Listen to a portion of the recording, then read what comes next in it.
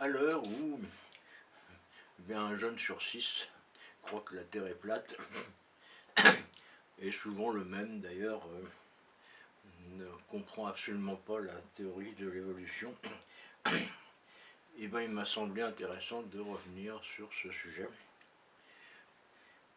Et en commençant d'ailleurs par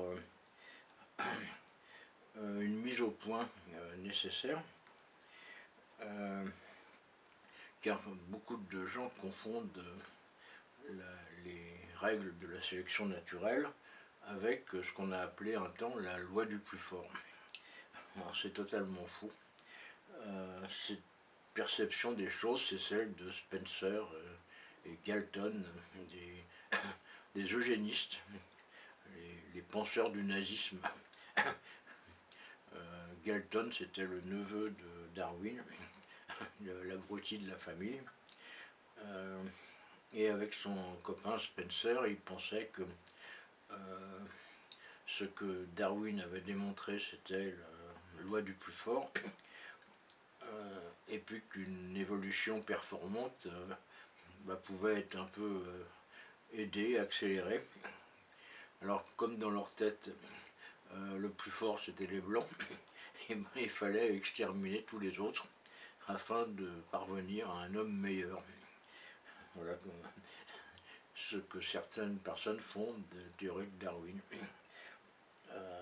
Évidemment, c'est pas ça du tout.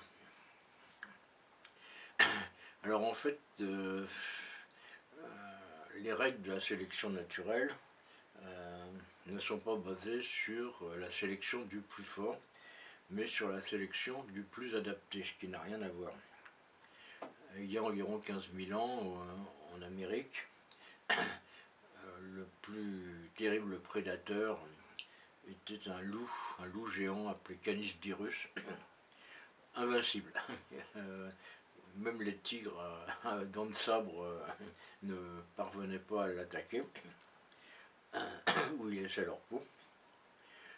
Alors en plus, ce Canis dirus courait extrêmement vite, il était extrêmement fort, et pour comble, il chassait en meute, ce qui fait que rien ne pouvait lui résister.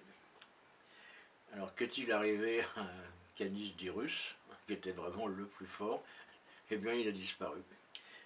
Et par quoi a-t-il été remplacé? Par Canis lupus, le loup gris que tout le monde connaît, plus petit, mais qui pouvait se nourrir plus facilement avec du petit gibier, alors que Canis dirus n'attaquait que du très gros gibier. Donc Canis dirus est rentré en compétition avec d'autres prédateurs, puis avec l'homme, puis il a été tué par l'homme, parce que l'homme n'aime pas trop les concurrents. Et comme tous les animaux les plus redoutables, il a disparu, remplacé par le loup, qui lui était moins gourmand, et qui plus tard a été remplacé par le coyote, qui est encore moins gourmand, qui est encore plus petit, et qui peut se nourrir encore plus facilement avec des petits rongeurs par exemple.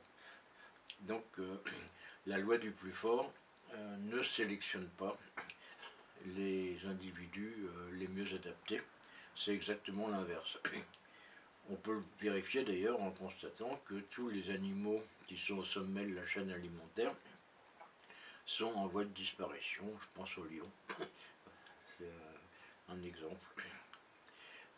Alors, est-ce que au sein d'une tribu, la loi du plus fort peut avantager certains et leur permettre de mieux transmettre leurs gènes? Eh bien, oui et non. Oui, si ils respectent un certain nombre de règles, non s'ils s'opposent à la tribu. Si par exemple ils gardent toute la nourriture et puis cassent la tête à ceux qui veulent la prendre, et ben c'est lui qui va finir par se faire éjecter. Et Darwin avait compris assez tôt, en élaborant son analyse, que par exemple l'altruisme était une valeur positive et sélective, c'est-à-dire que c'est les individus altruiste, alors on pouvait se poser la question, mais au niveau du groupe, d'une tribu par exemple, il était évident que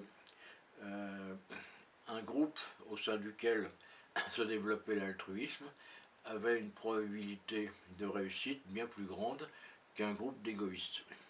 Si bien que la sélection s'est opérée au niveau des tribus elles-mêmes, c'est-à-dire des groupes d'individus.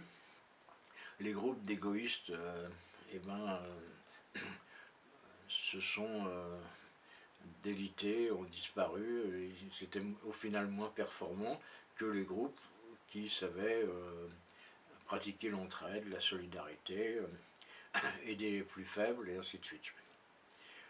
Donc, on comprend, Darwin l'avait compris, qu'il y a déjà 2 niveaux de sélection au minimum. Nous verrons qu'il y en a d'autres.